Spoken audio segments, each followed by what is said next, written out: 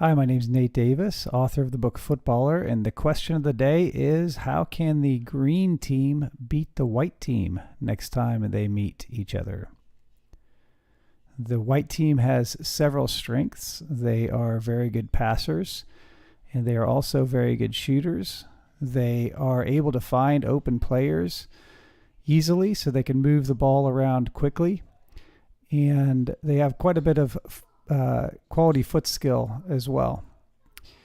The green team is a very athletic team, and they are pretty well organized, more organized than the white team, especially defensively.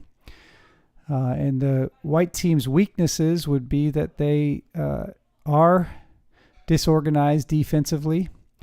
They tend to huddle around the ball, and they don't have very many defenders back to stop the long pass. And they also on defense tend to step in. One thing that I noticed about the green team as they played this game is that they lost the ball most often not because of the white team's great defense, because of bad passes like that one. And then you'll see here in a minute that one of the problems with their passes during this game is that they were not on the ground. The ball was in the air a lot of the time, and it's just so much more difficult to maintain possession when that ball is bouncing or popping up in the air in a trap or a pass. This is that same play of the ball, but I want you to notice the white team's defense. They're often set up this way. They have two backs basically, and so if the green team plays the forwards where they are in the middle, then those backs can cover them. But if those forwards are wide, it's very difficult for those backs to cover them at all. So are huge spaces over here, and there would be a space over here, but especially since the ball came from this side, there's going to be a bigger space over here for this player to run and receive the ball back here. Any of these players can send the ball toward the corner flag. And it's interesting that the white team sets up this way, because this play to the forward from across the field is one of their primary attacking strategies. They leave a forward way over here, they bring the ball on this side, and then they kick the ball to the corner flag, and that forward takes off after that ball. So for them to set up this defense is surprising in that they aren't defending against one of the main strategies that they're using. In this clip, there's a good throw in to maintain possession. And then I want to show you how their defense often defends. Step in, step in. Now, one of the green team's weaknesses in this game is that they often dribbled the ball longer than they should have. They should dribble to take the space. They should dribble to maintain possession if necessary, but they should be releasing the ball before they come to defensive pressure. So in that case, the dribbler had to dribble to maintain possession fast past the first defender, but then needed to pass the ball before the second defender came up. And a lot of that waiting a little bit too long to pass may be what led to some of their bad passing in this particular game. And then you have not a good shot, but a shot on goal. And this team, if you leave any of the midfielders open, they're going to take a shot, whether it's a long shot or a short shot. They're going to try to use that space to take a shot, and some of them are very good at shooting low, hard shots on frame. Earlier I mentioned how the defense was set up, and you'll see it in this play. Long pass and then a pass on the ground, and look at all the space over there because they only have two defenders. Again, the further wide forward that goes, the more advantage he has over their defensive setup. I want to show you that space that's available so often down the side of the field again, and very often it happens when there's transition, meaning that the possession changed. So that's good defending, by the way. Players are marked, stay in goal side, trying to steal the ball in the pass when otherwise. Now the ball is stolen, and look at all the space down the side of that field.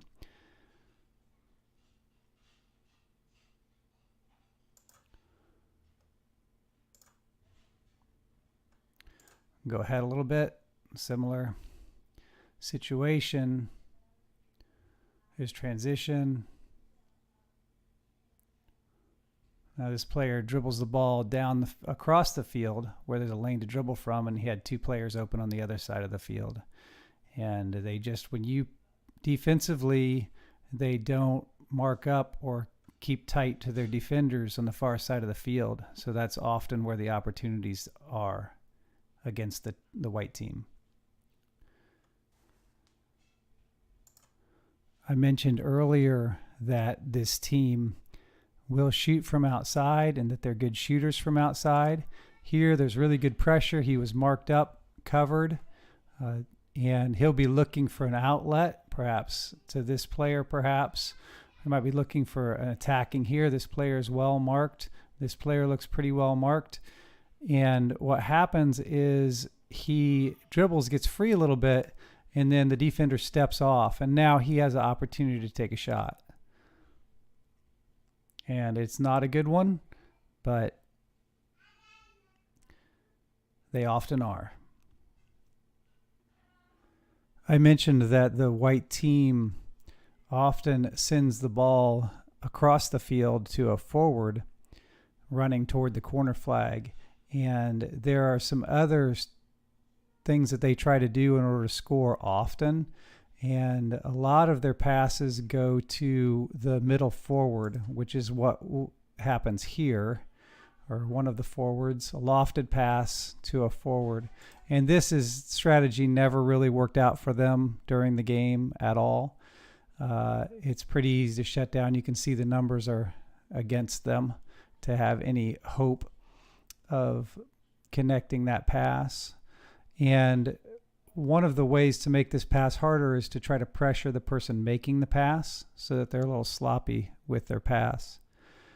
And then the ball comes to them. Look how quickly they get the ball to the ground. They pass the ball to the ground accurately, and then they try to split the defense right here. And that didn't work either. They're better with this, where they try to split the defense and have one of their forwards making a run when the ball is passed. And this is probably more threatening than the high pass that goes over the top to that player. So since they're so good at keeping the ball on the ground and passing back and forth, as a defensive line, you never know when one of those passes is going to try to go in this space to split the defense or this space to split the defense. And these forwards are very good at looking for it. So they will be running toward that offside line and will try to get in behind the defense. And so that's the second way that they are pretty good at setting up some scoring opportunities. What usually happens with either that split through pass with little through pass where they split the defense, or a long pass, say from this part of the field up into this part of the field, is they are looking for the short on the ground cross in the middle, and their players are hungry to score, and they are in the middle waiting for that to come through. Because they handle the ball really well, they can usually get enough space between them and the defender to stop or to get them to be able to make that pass. And one of the ways to stop that is to have both a defender on the ball and then a supporting defender behind him looking for the angle that this player, the dribbler, might be able to make the pass, and trying to cut off that pass before it can get to the middle where it's a scoring opportunity. Now, at this point, we're over 10 minutes into the game, and I don't believe the green team has had any shots on goal.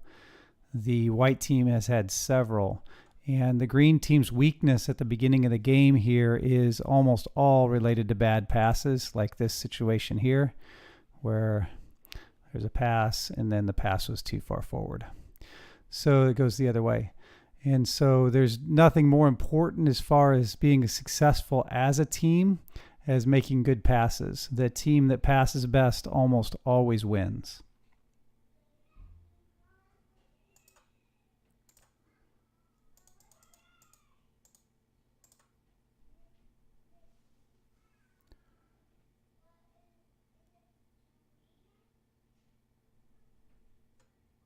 See this passing.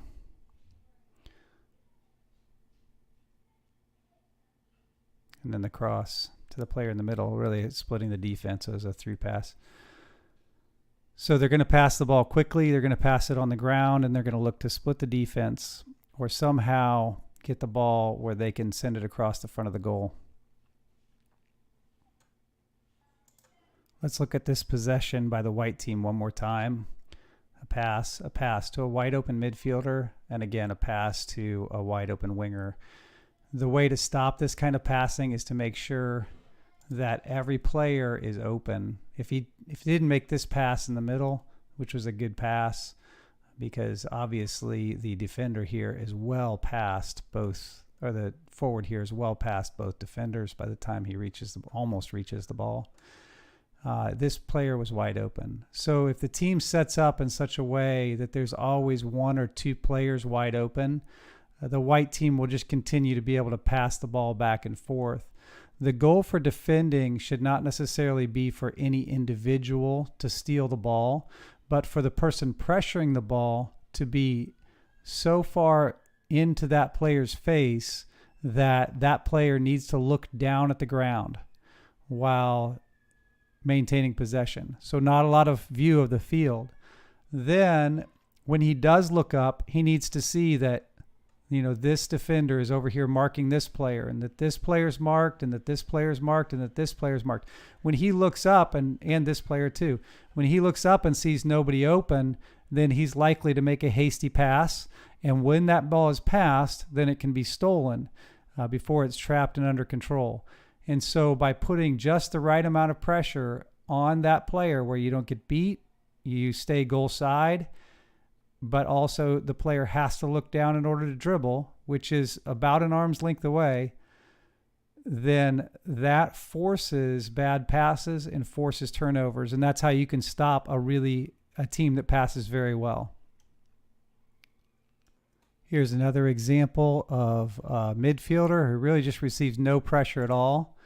And in that situation, he ended up taking a shot, which they almost always do. If they're this close, they're going to shoot. But, he had perhaps some opportunities to make passes as well. So this midfielder wide open, it's like a quarterback on a football team being wide open. I mean, he's just got all day to look at the field, and eventually he's going to find some space to pass the ball to where it's going to advance the attack.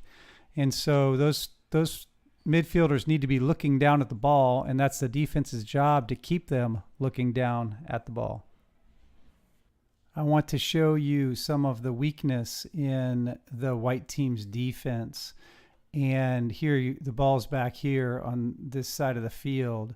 Look how open this player is right here. If the green team can find a way to get the ball to him, it would be a big advantage. So we play it forward just a little bit, and the camera tracks forward. You can see how much space there is here with one defender. So this is basically a one-on-one shot on a goal opportunity, and their defense often sets up this way, and so often this player is wide open. It does not have to be a through pass. There's plenty of space here to receive the ball and to be able to dribble and take this person one-on-one. And likely, if the ball does come to this player, then the defenders are going to shift. And again, this forward here would likely be open over here. I want to talk for a minute about the advantage of dribbling sideways across the field when there's space. Right now the ball is here, and this player has the ball. And he's going to dribble this way. Like, there's a nice lane there. There's no pressure if he goes that way. And some of the advantages are that when you dribble sideways across the field, instead of just dribbling forward, you end up with more time. So you end up with, people don't close in on you usually when you're dribbling sideways. So you have more time to pass the ball. But if you dribble sideways, the passing lanes change between players. So for example, from here, 16 might be able to get the ball. This player might be able to steal the ball in the pass that would come to this player. But as you move sideways, the lane or the direction you have to pass to this player changes. So as you dribble sideways, new passing lanes will open up that you can pass through. In this situation, we're noticing how a dribble across the field can open up passing lanes and help maintain possession and give the passer time to look to see where he's going to pass the ball. So he gets the ball, he dribbles across the field, and then he has the passing lane. This is the defensive side of the field, and one of the good rules for defenders is play the ball simply. Defenders don't need to try to dribble past a forward. They don't need to try to fake somebody out. Simply trap, pass. Play the ball simply. And if you are a defender and you need to clear the ball, then what you want to do is clear everybody on the whole field. Send the ball all the way down to a corner flag. So if you ideally you don't need to clear the ball. Ideally you can pass it to somebody on your team and you can keep the ball on the ground and maintain possession. But if you're a defender, make sure that you play the ball simply. Don't try to fake everybody out. Just keep the ball in play and keep passing it to your midfielders. While I'm talking about that, one of the best ways for this midfielder to maintain possession here, I think defensive mid here, would be is if he was pressured, he could pass the ball back to this defender who makes a run this way to receive the ball. Then that midfielder could turn and run this way, leaving the two defenders that were on him, and the defender could pass the ball back to him as he goes across the field. So it's a give and go pass. He'd pass it back, he'd receive the ball after that. And so a good rule of thumb, when you pass the ball, immediately make a run.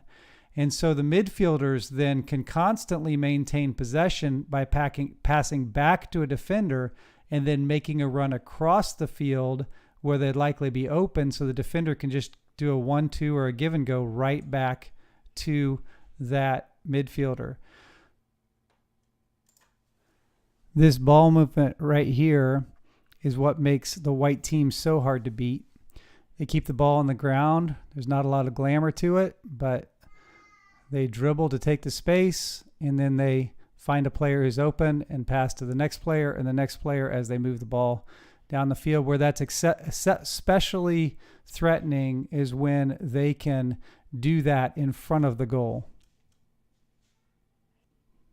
Here's a little more. As long as players are open, they have possession.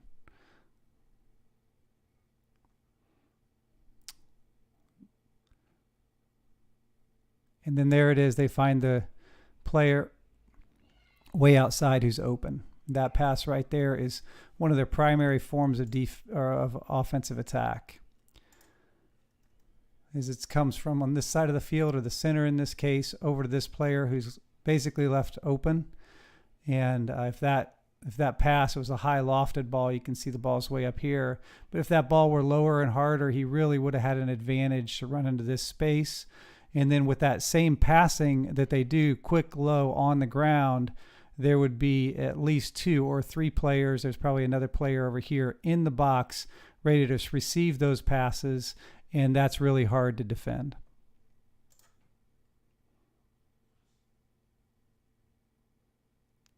So they had a really good offensive play that had almost turned into something there.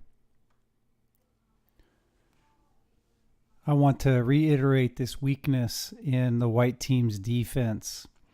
And white team has had some good possession. In fact, they almost had a shot on goal here, and or did have a shot on goal. There's a quick little pass.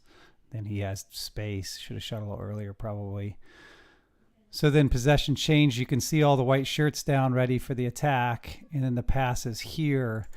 So the pass was to a 2-on-1 situation, a 1-on-2 situation. There's one forward here, and then there's only 2 defenders down there. There's absolutely nobody on the wings. And the ball went to the middle. It was easily kicked away. This player was open, wide open the whole way. If he could have received the ball here, then it would have been a 2-on-2 situation, or the ball perhaps could have been played right here. It's hard to tell who is down this way. But again, almost every time there's a major transition, this is available where this player is wide open with all this space to run, and this space over here is open, although there's no player for the green team over here to receive the ball. But perhaps this forward could run in that direction and even wide open this up more. So almost every transition, almost every counterattack, this is what their defense looks like. It should be easy to beat if the green team knows what to look for. Here's that weakness again in the defense. There's transition. The white team thinks that they have the ball. They do, but changes possession. Ball's dribbled across, and the white team is not really set up to defend because look how open this player is. And it actually turns into an opportunity. He's open again, but there's a little lane right here. Dribbler decides to try to shoot, and it was a good attempt.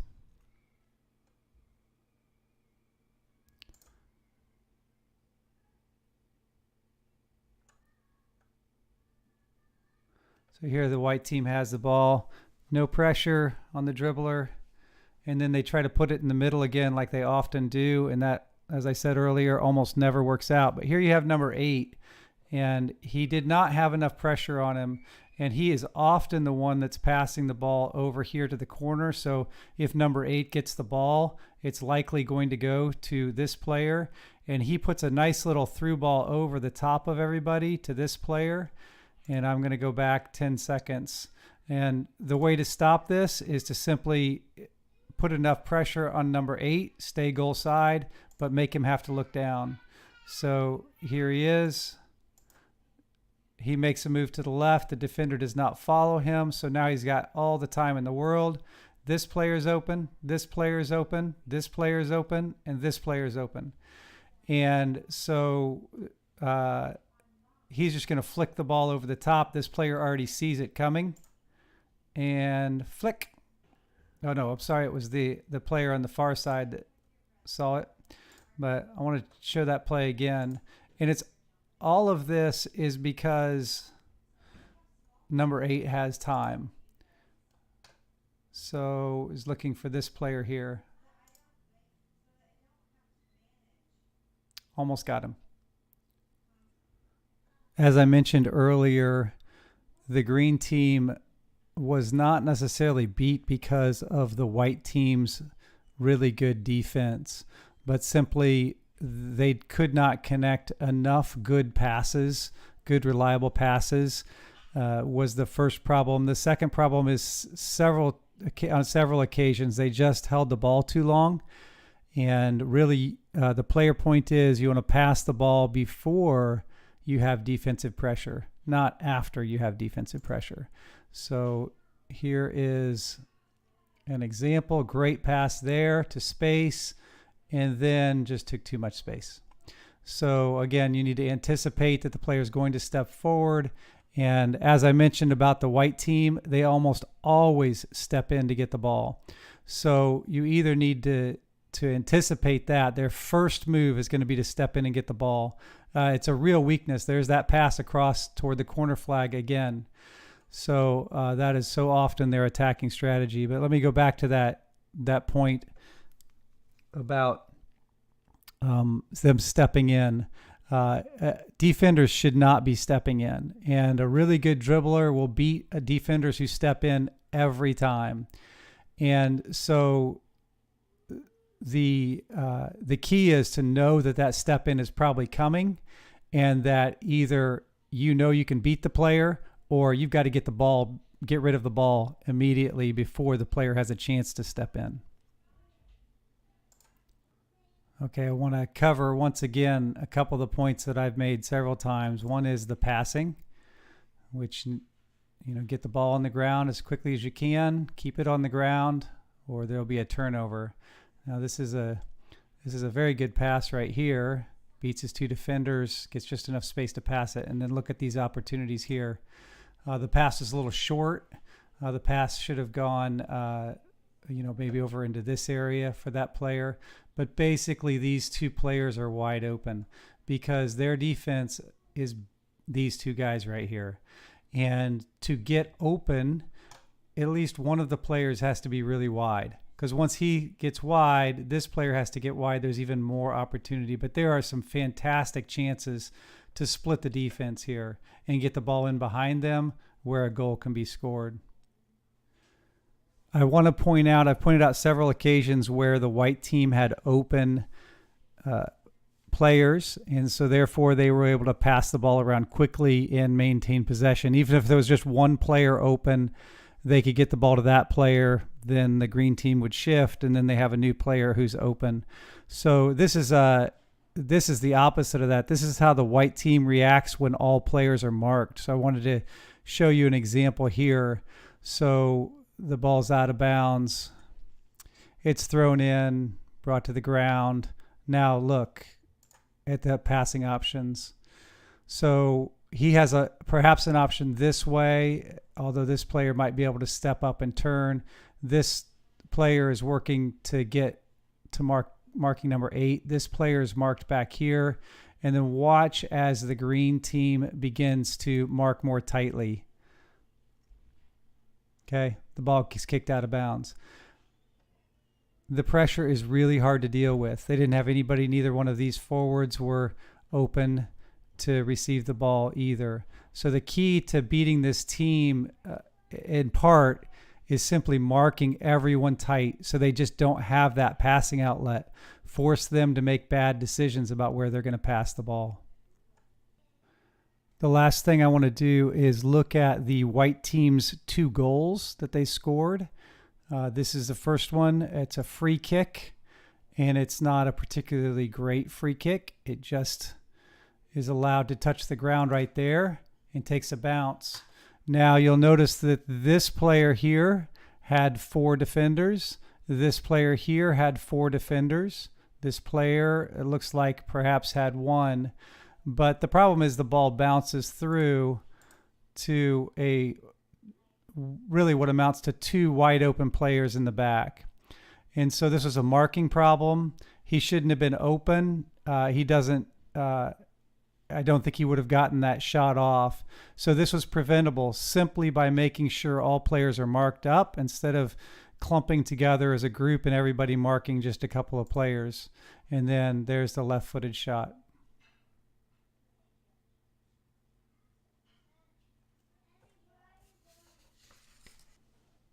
This is their second goal, and there's a battle for the ball right here. And what should be happening here while the green team is trying to win the ball is that these defenders should be looking around.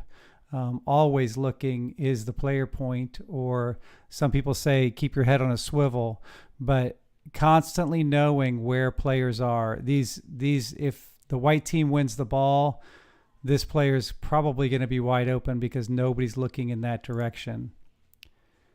And there he makes the run. Look at how well he timed the run. This player made the pass. He got the ball to the ground, but then he saw him making the run. He passed to the player in the run, and it worked out really well for them. This is not exactly where they scored, but these are the events that led up to it. So I rewound it. Here, there's a battle for the ball. Who's going to get it? White team gets it to the ground, makes the run, sees the run, and he's wide open because the green team wasn't always looking. So you want to look whether you're on defense or offense, because if you're on offense, you should always be looking to see where your defender is going to come from and which players are open, where you have numeric advantage, where you have unguarded players. And you want to do that before you get the ball. And the same thing on defense. Before your team gets the ball, you should know where every opponent is on the field. So you have to always be looking. So what happened in that case then was they had such a great opportunity that the defense here kind of weakened. Here you have a player open. Here you have a player open. Here you have a player open. And the ball's just being in the corner, being battled for. These two are trying to stop the cross from coming in, but there's not a lot of effort to mark at this point. Now there's marking here. This player, remember what I said, they're very good with their feet. This player's probably going to keep the ball over here in that situation. And he does. He runs to it, touches it to number 8, who fakes. You have an overcommitment there. Number 17 is faked out. He has an overcommitment. Now, when you get beat like that, the first response should be to get down, lean in, and sprint to aid in defending. If you get beat defensively, your first response should be to recover as quickly as possible. That's the player point. And so number 8's going to dribble back and forth, beat the player, and have plenty of time to wind up. Rule of thumb is 2 ball widths. He's got at least that to make this shot. And so he just swings it right in, drills it. So again, this was a marking issue from the very beginning. The first player wasn't marked. He is able to make the pass to the second player making a run. The defense didn't even know he was there, it looked like. And then he was able to dribble over here. Not a lot of marking in the middle. The shooter wasn't marked at all. And so the shooter was able to get the ball. There was a reach in, step in, over commitment. And then it was simply the player dribbled till the defender wasn't goal side. And once the defender wasn't goal side, he shot. So let me show you what I mean by goal side. Okay, goal side is exactly you are between the ball and the goal. This is not goal side because he's too far to the side of the player to even reach out and touch the ball. So your defensive effort should always be to maintain the goal side position. You know, if you never steal the ball, it's okay. If this person never gets to take a shot and if he's forced to make a hard pass or a bad pass, that's the key. So, and then checking, because he's looking up right now, he's seeing this player marked. He's seeing this player sort of marked, but you really want to be ball side, goal side in this case, marking right in here. And then this player is clearly marked, so he decides to go ahead and take the shot.